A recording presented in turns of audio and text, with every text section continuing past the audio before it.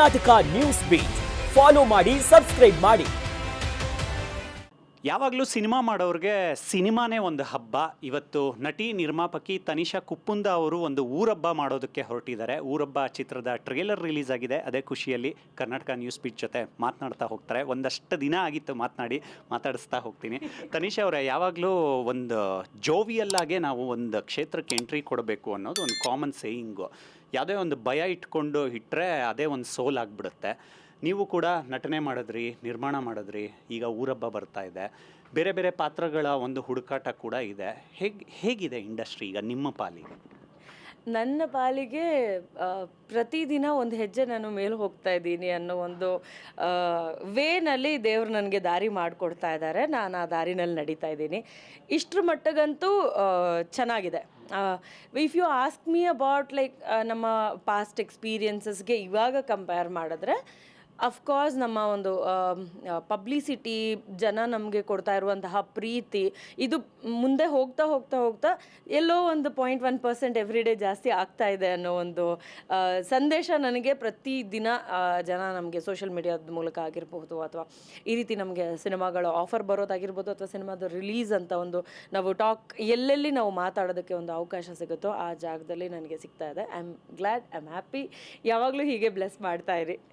ಕೋಣ ಸಿನಿಮಾ ಮೂಲಕ ನಿರ್ಮಾಣಕ್ಕೆ ಕೈ ಹಾಕ್ತೀರಾ. ಒಂದು ಕೆಲಸಕ್ಕೆ ಕೈ ಹಾಕಿದ್ಮೇಲೆ ಒಳ್ಳೆ ಮಾತುಗಳು ಬರುತ್ತೆ, ವಕ್ರದೃಷ್ಟಿಗಳು ಬೀಳ್ತಾ ಹೋಗುತ್ತೆ. ಏನು ಇಷ್ಟು ಬೇಗ ಪ್ರೊಡಕ್ಷನ್ ಹೌಸು ಶುರು ಮಾಡಿಬಿಟ್ರಲ್ಲ ಅಂತ ಆ ಮಾತುಗಳನ್ನೆಲ್ಲ ಹೇಗೆ ಪಾಸಿಟಿವ್ ಆಗಿ ತಗೊಂಡ್ರಿ ಆ ಟೈಮಲ್ಲಿ? ನನಗೆ ನಿಜ ಹೇಳ್ತೀನಿ, ನಾನು ನಿನ್ನೆ ಮೊನ್ನೆ ಕೂಡ ಇದೇ ಮಾತನ್ನು, ಅಂದರೆ ಈ ಒಂದು ಕಾನ್ವರ್ಸೇಷನ್ನ ನಾನು ನನ್ನ ಸರ್ಕಲಲ್ಲಿ ಮಾಡ್ತಾ ಇದ್ದೆ. ನಾನು ಆರ್ಟಿಸ್ಟ್ ಆಗಿದ್ದ ಅಷ್ಟು ದಿನ, ಅಷ್ಟು ವರ್ಷವೂ ಯಾವತ್ತೂ ನನಗೆ ಯಾರೂ ಆಪೋಸಿಟು ಅಥವಾ ಸೋ ಕಾಲ್ಡ್ ದುಶ್ಮನ್ಸ್ ಅನ್ನೋರು ಯಾವತ್ತೂ ಕಾಣಿಸ್ಕೊಂಡಿಲ್ಲ ನನಗೆ. ಹೀಗೆ ಯಾವುದೋ ಒಂದು ಮಾಮೂಲಿ ರೀಲ್ಸ್ ನೋಡೋದು ಸಹಜ ಅಲ್ಲ, ಸ್ಕ್ರಾಲ್ ಮಾಡ್ತಾ ಮಾಡ್ತಾ ನನಗೆ ಯಾರೋ ತುಂಬ ನಾಲೆಜ್ ಇರುವಂತಹ ವ್ಯಕ್ತಿ ಹೇಳ್ತಾ ಇರೋ ಒಂದು ಮಾತು ನನ್ನ ನೋಡೋಕ್ಕೆ ಸಿಕ್ತು, ಅಂದರೆ ಕೇಳೋಕ್ಕೆ ಸಿಕ್ತು. ಹೇಗೆ ಅಂತಂದರೆ, ನೀವು ಏನಾದರೂ ನಿಮಗೆ ಅಪೋಸ್ ಮಾಡ್ತಿರೋರು ಅಥವಾ ನಿಮ್ಮ ಬಗ್ಗೆ ಮಾತಾಡ್ತಿರೋರು, ಒರಟಾಗಿ ಬಿಹೇವ್ ಮಾಡ್ತಿರೋರು, ಟು ಬಿ ಪ್ರಿಸೈಸ್ ನಿಮಗೆ ದುಶ್ಮನ್ಗಳು ಹುಟ್ಕೊಂಡಿದ್ದಾರೆ ಅಂತಂದರೆ ನೀವು ಜೀವನದಲ್ಲಿ ಏನೋ ಸಾಧಿಸಿದ್ದೀರಾ ಅಂತ ಅರ್ಥ. ಸೊ ಸಾಕಾಗಲ್ಲ ನಮಗೆ. ಅಫ್ಕೋರ್ಸ್ ನಾವು ಎಷ್ಟು ದಿನ ಏನೇ ಸಾಧಿಸಿದ್ರೂ ಅದು ನಮಗೆ ಸಾಕಾಗೋದಿಲ್ಲ. ಇನ್ನೂ ಏನಾದರೂ ಒಂದು ಮಾಡಬೇಕು ಅನ್ನುವಂತಹ ಒಂದು ನಿಟ್ಟಿನಲ್ಲಿ ವರ್ಕ್ ಮಾಡ್ತಾ ಇರೋವಂಥ ವ್ಯಕ್ತಿ ನಾನು. ಸೊ ಆ ಜಾಗದಲ್ಲಿ ನನ್ನನ್ನು ಅವ್ರು ನೋಡ್ತಾ ಇದ್ದಾರೆ ಅಂದರೆ ಪಾಪ ಅವ್ರು ಎಷ್ಟು ಕೆಳಗಿದ್ದಾರೆ ಅನ್ನೋದನ್ನು ನಾನು ರಿಯಲೈಸ್ ಮಾಡ್ಕೊಂಡೆ. This is what I was talking like past 2-3 days. ಇರಲಿಲ್ಲ ನನಗೆ ಯಾರು ನನಗೆ ನಾನು ಕಂಡ್ರೆ ಆಗಲ್ಲ ಅನ್ನೋಂಥ ವ್ಯಕ್ತಿಗಳು ಯಾರೂ ಇರಲೇ ಇಲ್ಲ ಅಂತ ನಾನು ಅಂದ್ಕೊಳ್ತಾ ಇದ್ದೆ. ಬಟ್ ಇತ್ತೀಚೆಗೆ ಒಂದಷ್ಟು ಜನಕ್ಕೆ ನಾನು ಕಂಡ್ರೆ ಆಗ್ತಾಯಿಲ್ಲ, ಅದೊಂದಷ್ಟು ಜನಕ್ಕೆ ನಾನು ಮಾಡೋವಂಥ ಕೆಲಸಗಳು ಇಷ್ಟ ಆಗ್ತಾಯಿಲ್ಲ ಅಂತ ನನಗೆ ಯಾವಾಗ ಕೇಳಿಸ್ಕೊಳಕ್ಕೆ ಬಂತಲ್ವ, ಅಥವಾ ಅವ್ರೇನು ಮಾಡೋದು ನಾನು ಮಾಡ್ತೀನಿ ಅಂತ ತುಂಬ ಜನ ಇನ್ಸ್ಪೈರ್ ಆಗಿದ್ದಾರೆ. I am happy about it. So ಇನ್ನೊಂದಷ್ಟು ಜನ ಓಕೆ ಅವರೆಲ್ಲ ಬೆಳೆದ್ಬಿಟ್ಟಿದ್ದಾರಪ್ಪ ಇವಾಗ ಅನ್ನೋ ಒಂದು ಮಾತು ಹೇಳ್ತಾರೆ. ಈ ಥರದ್ದು ನನಗೆ ಕೇಳಕ್ಕೆ ಸಿಗ್ತಾ ಇದೆ. ಮೊದಲು ಯಾವತ್ತೂ ಕೇಳಕ್ಕೆ ಸಿಗ್ತಿರ್ಲಿಲ್ಲ. ಈ ಥರ ಕೇಳಕ್ಕೆ ಸಿಗ್ತಾ ಇರಬೇಕಾದ್ರೆ ನಂಗೆ ಅನಿಸ್ತಾಯಿತ್ತು, maybe I am doing something better then them. ಹಾಗಾಗಿ ಅವ್ರಿಗೆಲ್ಲ ಒಂದು ಸ್ವಲ್ಪ ಏನಾದರೂ ಮಾತಾಡಬೇಕು ಅಂತ ಅನ್ನಿಸ್ತಾ ಇದೆ ಅಂತ. ಲೈಕ್ ಓಕೆ, ಪಾಪ ತುಂಬ ಕೆಳಗಿದ್ದಾರೆ ಅಂತ ನನಗೂ ಅವ್ರ ಜಾಗನ ತೋರಿಸ್ಕೊಡ್ತಾ ಇದ್ದಾರೆ ಅನ್ನೋ ಒಂದು ಡಿಫ್ರೆನ್ಸ್ನ ನಾನು ಕಂಡ್ಕೊಳ್ತಾ ಇದ್ದೀನಿ ಇತ್ತೀಚೆಗೆ. ಇನ್ನೇನು ಕೆಲವೇ ದಿನಗಳಲ್ಲಿ ಬಿಗ್ ಬಾಸ್ 13 ಶುರು ಆಗುತ್ತೆ. ನಿಮ್ಮನ್ನು ನೋಡಿದಾಗೆಲ್ಲ ಬಿಗ್ ಬಾಸ್ 10 ನಮಗೆ ನೆನಪಾಗುತ್ತೆ. ಒಂದಷ್ಟು ಫಿಯರ್ಲೆಸ್ ಪ್ಲೇಯರ್ಗಳು, ಒಂದಷ್ಟು ಕ್ಲೆವರ್ನೆಸ್ ಆಗಿ ಆಡ್ತಾ ಇದ್ದಂಥ ಪ್ಲೇಯರ್ಗಳು ನಿಮ್ಮ ಸೀಸನಲ್ಲಿ ಇದ್ದರು. ಒಂದಷ್ಟು ಚರ್ಚೆ ಆಗ್ತಾ ಇದೆ 13ರಲ್ಲಿ ಎಂಥವ್ರಿಗೆ ಅವಕಾಶ ಕೊಡಬೇಕು ಕಲರ್ಸ್ ಕನ್ನಡ ಅವರು ಅಂತ. ನಿಮ್ಮ ನಿರೀಕ್ಷೆಗಳೇನು ಈ ಬಿಗ್ ಬಾಸ್ ಬಗ್ಗೆ? ಪ್ರತಿ ಸಲ ಕಲರ್ಸ್ ಕನ್ನಡದಲ್ಲಿ ಈ ಥರದೊಂದು ರಿಯಾಲಿಟಿ ಶೋ ಅಂತ ಬಂದಾಗ ಬಹಳಷ್ಟು ಕ್ರಿಯೇಟಿವ್ ಆಗಿ ಅವರು ಆರ್ಟಿಸ್ಟ್ಗಳನ್ನು ಪಿಕ್ ಮಾಡ್ತಾರೆ, ಅಂದರೆ ಕಂಟೆಸ್ಟೆಂಟ್ಗಳನ್ನ ಪಿಕ್ ಮಾಡ್ತಾರೆ. ಕೆಲವೊಂದು ಸತಿ ಹೆಚ್ಚಿನ ಮಟ್ಟದಲ್ಲಿ ಆರ್ಟಿಸ್ಟೇ ಇರ್ತಾರೆ, ಇನ್ನು ಕೆಲವೊಂದು ಸತಿ ಅಂದರೆ ಒಬ್ರಿಗಿಂತ ಜಾಸ್ತಿ ಕಾಮನ್ ಪರ್ಸನ್ನ ಎಕ್ಸ್ಪೆಕ್ಟ್ ಮಾಡಬಹುದು ನಾವು. ಆ ಥರದ್ದು ಅಂದರೆ ಪ್ರತಿ ಸಲ ಒಂದು ಟ್ವಿಸ್ಟು ಅಥವಾ ಒಂದು ಕ್ರಿಯೇಟಿವ್ ಆಗಿ ಏನಾದರೂ ಒಂದು ಮಾಡಿರ್ತಾರೆ. That is big boss team. So ಆ ಟೀಮ್ ಈ ಸತಿ ಇನ್ನೊಂದು ನೆಕ್ಸ್ಟ್ ಲೆವೆಲ್ಗೆ ಹೋಗಿ, ನೀವು ಆಲ್ರೆಡಿ ನೋಡಿರ್ತೀರ, ನಾನು ನೋಡಿದ್ದೀನಿ. ಏನಂದರೆ ಒಂದಷ್ಟು ಜನ ವಿಡಿಯೋ ಮಾಡಿ ಅದನ್ನ ಪೋಸ್ಟ್ ಮಾಡೋದ್ರ ಮೂಲಕ ಅವ್ರಿಗೆ ಅಪ್ಲೈ ಮಾಡ್ಬೋದು ಅನ್ನೋದು ಇಟ್ಸ್ ಕ್ರಿಯೇಟಿವ್ ಅಗ್ಯಾನ್. ಸೊ ಆ ಥರದೊಂದು ರೀತಿಯಲ್ಲಿ ಕಾಮನ್ ಪೀಪಲ್ಗೆ ಅವಕಾಶ ಜಾಸ್ತಿ ಮಾಡಿಕೊಡ್ತಾ ಇದ್ದಾರೆ ಅಂತ ನನಗೆ ಅನ್ನಿಸ್ತಾ ಇದೆ. I am expecting more common people and at the same time ನಮ್ಮಷ್ಟೇ ಟಫಾಗಿ ಆಡುವಂತಹ ಇನ್ನೊಂದಷ್ಟು ಕಂಟೆಸ್ಟೆಂಟ್ಸ್ ಆರ್ಟಿಸ್ಟ್ಗಳು ಬರಲಿ ಅಂತ ನಾನು ಐ ವಿಶ್. ಆ್ಯಂಡ್ ಪ್ಲೀಸ್ ನನ್ನ ಇನ್ಸ್ಟಾಗ್ರಾಮ್ನಲ್ಲಿ ಯಾರ್ಯಾರು ಬಿಗ್ ಬಾಸ್ 13ಗೆ ನನ್ನ ರೆಫರ್ ಮಾಡಿ ಅಂತ ಹೇಳಿಬಿಟ್ಟು ಒಂದಿಷ್ಟಿಷ್ಟುದ್ದ ಮೇಲು ಮೆಸೇಜಸ್ ಏನು ಮಾಡ್ತಿದ್ರೆ ದಯವಿಟ್ಟು ಮಾಡಬೇಡಿ, ಅದು ವರ್ಕ್ ಆಗಲ್ಲ. It doesn't work that way. And reference ಅನ್ನೋದು ಕೂಡ ಬಿಗ್ ಬಾಸ್ಗೆ ಹೋಗೋದಕ್ಕೆ ಬೇರೆದೇ ಆದಂಥ ಪ್ರೊಸೀಜರ್ಸ್ ಇದೆ. ನೀವು ದಯವಿಟ್ಟು ತಪ್ಪು ತಿಳುವಳಿಕೆನಲ್ಲಿ ಇರಬೇಡಿ.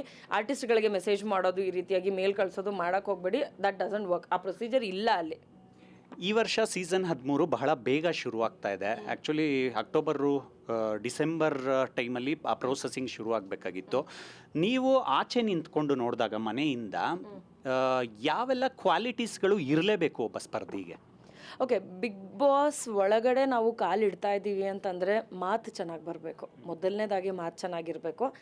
ನಾವು ಒಳ್ಳೆಯವರು ಕೆಟ್ಟವರು ಅಂತ ಡಿಸೈಡ್ ಆಗೋದು ಆಮೇಲೆ. ಸೊ ಮಾತು ಚೆನ್ನಾಗಿರಬೇಕು, ಮಾತಿನ ಮೇಲೆ ನಿಗಾ ಇರಬೇಕು. ಅದು ಟೋಟಲಿ ಮಾತು ಅದೊಂದು. ಇನ್ನೊಂದು, ಯಾರಿದ್ರೂ ಪರವಾಗಿಲ್ಲ, ಆ ವಿಷಯನ ನಾನೇನು ಕನ್ವೆ ಮಾಡಬೇಕು ಅಂತ ಅಂದ್ಕೊಳ್ತೀನಿ ಅದನ್ನು ಹೇಳುವಂಥ ಧೈರ್ಯ ಇರಬೇಕು, ಧೈರ್ಯವಂತರಾಗಿರ್ಬೇಕು. It's not physically exactly I am talking about, but mentally ನಾವು ಪ್ರಿಪೇರ್ ಆಗಿರಬೇಕು. ನನಗೆ ಧೈರ್ಯ ಇದೆ ಗುರು, ಇಲ್ಲಿ ಯಾರೇ ಬಂದು ನಿಂತ್ಕೊಂಡ್ರು ಅವ್ರ ಮುಂದೆ ನಾವು ಮಾತಾಡ್ತೀವಿ ಅಂತ. ಈಗ ಭಾಳ ಸಲ ಏನಾಗುತ್ತೆ, ಒಂದು ದೊಡ್ಡ ಆರ್ಟಿಸ್ಟ್ನ ನಾವು ನೋಡಿದ ತಕ್ಷಣ ಪುಕ್ಕ ಅಂತ ಒಳಗಡೆ ಆಟೋಮೆಟಿಕ್ಲಿ ಸ್ಟಾರ್ಟ್ ಆಗಿಬಿಡುತ್ತೆ. ಯಾಕೆ ಅಂದರೆ ಅವ್ರು ದೊಡ್ಡವರು, ಅವ್ರನ್ನ ತುಂಬ ಎತ್ತರದಲ್ಲಿ ನೋಡಿರ್ತೀವಿ. ಅವ್ರು ಸಡನ್ನಾಗಿ ನಮ್ಮ ಮುಂದೆ ಇದ್ದಾರೆ ಅಂದರೆ ಅವ್ರ ಮುಂದೆ ನಾವು ಹೆಂಗೆ ಮಾತಾಡೋದು ಅನ್ನೋದಿರುತ್ತಲ್ಲ, ಆ ಡಿಫ್ರೆನ್ಸ್ನ ನಾವು ಇಟ್ಕೋಬಾರ್ದು. ಯಾರಿದ್ರೂ ಸರಿ, ಒಳ್ಳೇದೋ ಕೆಟ್ಟದ್ದೋ ನಾವೇನು ಮಾತಾಡ್ತಾ ಇದ್ದೀವಿ ಕನ್ವೆ ಆಗೋ ಅವ್ರು ಹೆಂಗೆ ತಗೊಳ್ತಾರೆ ಅನ್ನೋದನ್ನು ಮರೆತು ನಮಗೆ ಮಾತಾಡೋಕ್ಕೆ ಬರಬೇಕು. ಅದಲ್ಲದೆ ನಾನು ಹೀಗೆ ತಿನ್ನಬೇಕು, ಹೀಗೆ ವರ್ಕೌಟ್ ಮಾಡಬೇಕು, ಹೀಗೆ ಬದುಕಬೇಕು ಅಂತ ಅಂದ್ಕೊಂಡ್ರೆ ಅದನ್ನು ಬಿಟ್ಬಿಟ್ಟು ಏನಿದ್ರೂ ಪರವಾಗಿಲ್ಲ ನಾನು ಬದುಕ್ತೀನಿ ಅನ್ನೋ ಒಂದು ಛಲ ಇರಬೇಕು. ಅಂದರೆ ಈಗ ಸಡನ್ನಾಗಿ ನಮ್ಮನ್ನು ಕರ್ಕೊಂಡೋಗಿ ಎಲ್ಲೋ ಒಂದು ಗುಡಿಸ್ಲಲ್ಲಿ ಹಾಕ್ಬಿಟ್ರೆ ನಮ್ಗೆ ಅಲ್ಲಿ ಬದುಕಕ್ಕೆ ಬರಬೇಕು. ಆ ರೀತಿಯಾಗಿ ಪ್ರಿಪೇರ್ ಆಗಬೇಕು ನಾವು. ಅದು ಒಂದು ಇರಲೇಬೇಕು. ಅದಲ್ಲದೆ ನಮ್ಮ ನಿಯತ್ ನಮಗಿರ್ಬೇಕು ಅನ್ಸುತ್ತೆ. ಎಲ್ಲದಕ್ಕಿಂತ ಹೆಚ್ಚಾಗಿ ನಮಗೆ ನಾವು ಮೋಸ ಮಾಡ್ಕೊಳ್ಬಾರ್ದು. ಅಟ್ಲೀಸ್ಟ್ ಅದನ್ನೊಂದು ಇಟ್ಕೊಂಡು ಹೋದರೆ ಅದು ಟಾಪ್ 5 ಕಂಟೆಸ್ಟೆಂಟ್ಗೆ ಇರಬೇಕಾಗಿರೋ ಕ್ವಾಲಿಟಿ ಅಂತ ಅನಿಸುತ್ತೆ. ಕಲರ್ಸ್ ಕನ್ನಡ ಒಂದು ಇಂಟ್ರಡಕ್ಷನ್ ಪ್ರೋಮೋ ಬಿಟ್ಟ ಮೇಲೆ ನಾವು ಯಾವ್ಯಾವ ಥರ ರಿಯಾಕ್ಷನ್ಸ್ ಬರ್ತಾ ಇದೆ ನೋಡ್ತಾ ಇದ್ವಿ ಕಾಮೆಂಟ್ಸಲ್ಲಿ. ತುಂಬ ಜನ ಇದನ್ನೇ ಹೇಳ್ತಾ ಇದ್ದಾರೆ, ಒಂದು ಘನತೆ ಕಾಪಾಡ್ಕೊಳ್ಳಿ ಈ ಸಲ. ಏನಕ್ಕಂದರೆ ಯಾರೋ ಒಬ್ಬರು ಯಾವುದೋ ಕಾರ್ಯಕ್ಷೇತ್ರದಲ್ಲಿ ಸಾಧನೆ ಮಾಡದೇ ಇರೋರು, ಕೆಲಸ ಮಾಡದೇ ಇರೋರು, ಬಟ್ ಏನೋ ಅರ್ಚಾಡಿ ಪರ್ಚಾಡ್ಕೊಂಡು ಏನೋ ಗಲಾಟೆ ಮಾಡಿಕೊಂಡು ಸುದ್ದಿಯಾಗಿರ್ತಾರೆ. ಅಂಥವ್ರಿಗೆ ಜಾಗ ಕಡಿಮೆ ಮಾಡಿ ಯಾರ್ಯಾರು ವರ್ಕ್ ನೇಚರ್ ಇಟ್ಕೊಂಡಿರ್ತಾರೆ ಅಂಥವ್ರನ್ನ ಸೆಲೆಕ್ಟ್ ಮಾಡಿ ಅಂತ. ಇದ್ರ ಬಗ್ಗೆ ನಿಮ್ಮ ಪಾಯಿಂಟ್ ಆಫ್ ವ್ಯೂ ಏನು? ಅಲ್ಲಿ ಏನಾಗುತ್ತೆ, ನಾವು ಹೊರಗಡೆ ಪ್ರಪಂಚನ ಮರ್ತು ಬಿಡ್ತೀವಿ. ಇದು ನನ್ನ ಎಕ್ಸ್ಪೀರಿಯನ್ಸಲ್ಲಿ ನನಗಾಗಿರೋದು. ಹೊರಗಡೆ ಪ್ರಪಂಚನ ಟೋಟಲಿ ಮರ್ತು ಬಿಡ್ತೀವಿ. ಅಲ್ಲಿ ಒಂದು ಹೊಸದಾಗಿರೋಂಥ ಎನ್ವೈರ್ನ್ಮೆಂಟ್ ಕ್ರಿಯೇಟ್ ಆಗುತ್ತೆ. ಸೊ ನಾವು ಆಚೆ ಏನು ಇಮೇಜ್ ಮೇಂಟೈನ್ ಮಾಡಿದ್ದೀವಿ, ಯಾರ ಜೊತೆ ಹೇಗಿದ್ದೀವಿ, ಯಾರ ಜೊತೆ ಎಷ್ಟು ಮಾತಾಡ್ತೀವಿ ಅನ್ನೋದು ಎಲ್ಲೂ ಕೌಂಟ್ ಆಗಲ್ಲ. ನಾವು ಒಳಗಡೆ ಏನು ಮಾತಾಡ್ತೀವಿ, ಏನು ಮಾಡ್ತೀವಿ, ಎಷ್ಟು ಟಾಸ್ಕ್ಗಳನ್ನ ಯಾವ ರೀತಿನಲ್ಲಿ ನಾವು ಆಡ್ತೀವಿ ಅನ್ನೋದನ್ನು ಕನ್ಸಿಡರ್ ಮಾಡ್ತಾರೆ ಜನ. ಯಾಕಂದರೆ ನೋಡೋಕ್ಕೆ ಸಿಗೋದೆ ಅದು. ಇಲ್ಲಿ ಏನಾಗುತ್ತೆ, ಒಬ್ಬೊಬ್ರಿಗೆ ಒಂದೊಂದು ರೀತಿಯಾದಂಥ ಬಿಹೇವಿಯರ್ ಇರುತ್ತೆ. ಜಸ್ಟ್ ಬಿಕಾಸ್ ನಾನು ಗೆಲ್ಲಬೇಕು ಅಂತ ನನ್ನ ಮನುಷ್ಯತ್ವ ನಾನು ಬಿಟ್ಬಿಟ್ಟು ನಾನು ಆಡಿಬಿಟ್ರೆ ನಾನು ಗೆಲ್ಲಬಹುದು, ಗೆಲ್ಲೋಕ್ಕೆ ಹತ್ತಿರ ಇರಬಹುದು. But you have a life after that.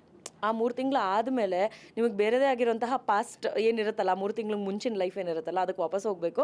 ಅಲ್ಲಿ ಮತ್ತೆ ಜೀವನ ಮಾಡಬೇಕು, ಅಲ್ಲಿ ಮತ್ತೆ ರಿಲೇಷನ್ಶಿಪ್ಸ್ನ ಮೇಂಟೈನ್ ಮಾಡಬೇಕು. ಅದನ್ನು ಯಾರೂ ಮರಿಬಾರ್ದು. ಸೊ ಯಾರಾದರೂ ಸರಿ, ಅದೇ ಹೇಳ್ತೀವಲ್ಲ, ನಾವು ಏನೇ ಜಡ್ಜ್ ಮಾಡಿದ್ರು ಆಚೆ ಕೂತ್ಕೊಂಡು ಹೊರಗಡೆಯಿಂದ ಆ ಒಳಗಡೆ ಇರುವಂತಹ ಕಂಟೆಸ್ಟೆಂಟ್ಸ್ ಆ 100 ದಿನದಲ್ಲಿ, ಆ 99 ದಿನದಲ್ಲಿ ಏನು ಮಾಡ್ತಾರೆ ಅದನ್ನೇ ಮಾಡ್ತೀವಿ. So if you are building a new character, it's okay, build it in a way that ನೀವು ಆಚೆ ಬಂದಮೇಲೆ ನೀಟಾಗಿರ್ಬೋದು ಅನ್ನೋ ಥರ. ಆಚೆ ಬಂದಮೇಲೆ ತಲೆ ಮರೆಸ್ಕೊಂಡು ಓಡಾಡಬೇಕು ಅನ್ನೋ ಥರದ್ದು ಮಾಡ್ಕೊಂಡು ಬರಬಾರ್ದು ಅಷ್ಟೇ. ಕೊನೆಯದಾಗಿ ಒಂದ್ಸಲ ಬೆಂಗಳೂರು ಮಾಗಡಿ ರೋಡ್ ವೀರೇಶ್ ಥಿಯೇಟ್ರಲ್ಲಿ ಸಿಕ್ಕಾಗ ಹೇಳಿದ್ರಿ, ಕಾರ್ತಿ ಯಾರು ಏನೇ ಮಾತಾಡಲಿ ನಾನಾಗಿರ್ತೀನಿ ಅಂತ. ಆ ಮಾತಿನ ಜೊತೆಗೇನೆ ಅದನ್ನು ಇಟ್ಕೊಂಡೆ ನಿಮ್ಮ ಮುಂದಿನ ಜರ್ನಿಯ ವೇಗ ಹೇಗಿರುತ್ತೆ? ಅಫ್ಕೋರ್ಸ್ ನನಗೆ ಯಾರಿದ್ರು ಯಾರಿಲ್ಲ ಅಂತಂದ್ರೂ ನಾನು ಇದ್ದೀನಿ, ಇನ್ನು ಮುಂದೆನೂ ಇರ್ತೀನಿ. ಸೊ ನನ್ನನ್ನು ನಾನು ಬಿಟ್ಕೊಟ್ಬಿಟ್ಟು ಯಾವ ಕೆಲಸನೂ ಮಾಡಲ್ಲ. ಆ್ಯಂಡ್ ನನ್ನನ್ನು ಕೆಳಗಡೆ ಇಟ್ಟು ನಾನು ಯಾವ ಕೆಲಸ ಮಾಡಲ್ಲ. ಸೊ ನನ್ನ ಸ್ಟೆಪ್ ಯಾವಾಗ್ಲೂ ಒಂದೇ ಹೆಜ್ಜೆ ಮುಂದೆ ಹೋದರೂ ಸಾಕು. ನಾನು ಯಾವಾಗಲೂ ಮೇಲೆ ಸ್ಟೆಪ್ಪನ್ನು ಇಡೋದಕ್ಕೆ ನಾನು ಪ್ರಯತ್ನ ಪಡ್ತೀನಿ. And I always want today's Tanisha better then yesterday's Tanisha ಅಷ್ಟೇ. ಸೊ ಎಸ್, ಈಗ ಕೆಲಸದ ವಿಚಾರ ಅಂತ ಬಂದರೆ ನಾನು ಬೇರೆ ಕಡೆ ಎಲ್ಲ ಆ್ಯಕ್ಟ್ ಮಾಡಬೇಕು as Tanisha Kuppanda, just as an artist act ಮಾಡ್ತಾಯಿದ್ದೀನಿ. ಇನ್ನೊಂದು ಅನೌನ್ಸ್ಮೆಂಟ್ ಮಾಡೋದು ಇನ್ನೇನು ಹತ್ತಿರ ಬರ್ತಾ ಇದೆ ಸಮಯ. ಹೋಮ್ವರ್ಕ್ಸ್ ನಡೀತಾ ಇದೆ. I will announce soon. I don't know ಯಾರ್ಯಾರು ಪ್ರೌಡ್ ಫೀಲ್ ಮಾಡ್ತಿರೋ ಗೊತ್ತಿಲ್ಲ ನನಗೆ. I am very proud of my self of ನಾನು ಏನೇನು ವರ್ಕ್ ಮಾಡ್ತಾಯಿದ್ದೀನಿ ಆ ವರ್ಕ್ ಮೇಲೆ. ಆ್ಯಂಡ್ ಹಾಕೊಳ್ಳೋ ಬಟ್ಟೆ ಮೇಲೆ ಕಮೆಂಟ್ ಮಾಡ್ತಾರೆ, ಮಾಡೋ ಕೆಲಸದ ಮೇಲೆ ಕಮೆಂಟ್ ಮಾಡ್ತಾರೆ, ಸ್ಯಾರಿ ಹಾಕ್ಕೊಂಡಿದ್ರು ಕಮೆಂಟ್ ಮಾಡ್ತಾರೆ, ಶಾರ್ಟ್ಸ್ ಹಾಕ್ಕೊಂಡಿದ್ರು ಕಮೆಂಟ್ ಮಾಡ್ತಾರೆ. ಕೆಲವೊಂದು ಸತಿ ನಾವು ಹೇಳ್ತೀವಿ, ಅಂದರೆ ಈ ಕಾಮನ್ನಾಗಿ ನಾವೆಲ್ಲರೂ ಹೇಳೋದು ನಿಮ್ಮ ಮನೆಯಲ್ಲಿ ಹೆಣ್ಮಕ್ಳು ಇಲ್ವಾ, ನಿಮ್ಮ ಮನೆಯಲ್ಲಿ ತಾಯಿ ಇಲ್ವಾ ಅಂತ ಅಂದ್ಬಿಟ್ಟು ಅವ್ರಿಗೂ ಹಾಗೆ ಮಾತಾಡ್ತಾರೆ ಅಂತ ಕಾಣಿಸುತ್ತೆ. So that I am not happy about. But ನೀವು ಯಾರು ಅಂತಲೇ ಮ್ಯಾಟ್ರ್ ಆಗದಿರೋಂಥ ವ್ಯಕ್ತಿಗಳು. ಸೊ ಇಷ್ಟ ಬಂದು ನಂಗೆ ಕಮೆಂಟ್ ಮಾಡೋದು ಬಿಟ್ಬಿಟ್ಟು ಸಾಧ್ಯ ಆದರೆ ಗೌರವ ಕೊಡಿ, ಇಲ್ಲಾಂದರೆ ಸುಮ್ಮನಿದ್ಬಿಡಿ, ಅಷ್ಟಾದರೂ ಮಾಡಿ. ಅದು ಒಂದನ್ನು ನಾನು ಹೇಳೋದಕ್ಕೆ ಇಷ್ಟಪಡ್ತೀನಿ. Apart from that my life is doing really well. ನಾನು ಏನು ಅಂದ್ಕೊಂಡಿದ್ನೋ ನನ್ನ ಲೈಫ್ ಹೀಗೆ ಇರಬೇಕು ಅಂದರೆ ಯೂಶಲಿ ಈ ಏಜಲ್ಲಿ ಹಿಂಗೆ ಮಾಡಬೇಕು ಅನ್ನೋದನ್ನು ಸಾಮಾನ್ಯವಾಗಿ ನಾವು ಒಂದು ಅಂದ್ಕೊಂಡಿರ್ತೀವಿ. But I think I am a little late. ಎಲ್ಲರೂ ಕಾಲೇಜ್ ಲೈಫ್ನಲ್ಲಿ ಏನು ಮಾಡಿದ್ರು ಅದನ್ನು ನಾನು ಸ್ವಲ್ಪ ಲೇಟಾಗಿ ಮಾಡ್ತಾಯಿದ್ದೀನಿ. ಎಲ್ಲರೂ ವರ್ಕ್ ಲೈಫ್ನಲ್ಲಿ ಏನು ಮಾಡಿದ್ರು ನಾನು ಅದನ್ನು ಅರ್ಲಿ ಮಾಡಿದೆ. So for me it's like wise ವರ್ಸ. ನಾನು ಉಲ್ಟಾ ಮಾಡ್ತಾ ಇದ್ದೀನಿ. ಎಲ್ಲರೂ ಫಸ್ಟ್ ಎಂಜಾಯ್ ಮಾಡಿ ಆಮೇಲೆ ಕೆಲಸದ ಮೇಲೆ ಕಾನ್ಸಂಟ್ರೇಟ್ ಮಾಡಿ, ಎಲ್ಲರೂ ಅಂತ ಹೇಳಲ್ಲ, ನನಗೆ ಗೊತ್ತಿರೋ ಮೋಸ್ಟ್ ಆಫ್ ದೆಮ್. ಸೊ ಆ ಥರ ಆಗಿತ್ತು. ನನ್ನ ವರ್ಕ್ ಲೈಫ್ ಸ್ವಲ್ಪ ಜಾಸ್ತಿ ಕಾನ್ಸಂಟ್ರೇಟ್ ಮಾಡಿಬಿಟ್ಟು ಈಗ ನನ್ನ ಲೈಫ್ನ ಆ್ಯಕ್ಚುಲ್ ಎಂಜಾಯ್ ಮಾಡ್ತಾ ಇದ್ದೀನಿ ಅಂತ ನಂಗೆ ಅನಿಸ್ತಾ ಇದೆ. Because once we get into a stage, ನಮ್ಗೆ ಈ ಸ್ಟೇಜ್ ನನಗೆ ತುಂಬ ಇಂಪಾರ್ಟೆಂಟ್ ಅನ್ನೋದನ್ನು ನಾವು ಅಚೀವ್ ಮಾಡಿ ಅಲ್ಲಿ ನಾವು ಏನೇ ಮಾಡಿದ್ರೂ ನಡೆಯುತ್ತೆ ಅಂತ ನಮಗೊಂದು ಕನ್ಕ್ಲೂಷನ್ ನಮ್ಮ ಲೈಫ್ನಲ್ಲಿ ನಮಗೆ ಸಿಗುತ್ತಲ್ವ, ಆವಾಗ ನಾವು ಆ್ಯಕ್ಚುಯಲ್ ಲೈಫ್ನ ನೋಡ್ತೀವಿ. ದ ಪ್ರಾಪರ್ ಲೈಫ್ ಹಿಂಗಿತ್ತು, ಹಿಂಗಿದೆ, ಹಿಂಗಾಗಬೇಕು ಅನ್ನೋದನ್ನು. So I am seeing that right ನಾವು ಅಂತ ನನಗನ್ಸುತ್ತೆ.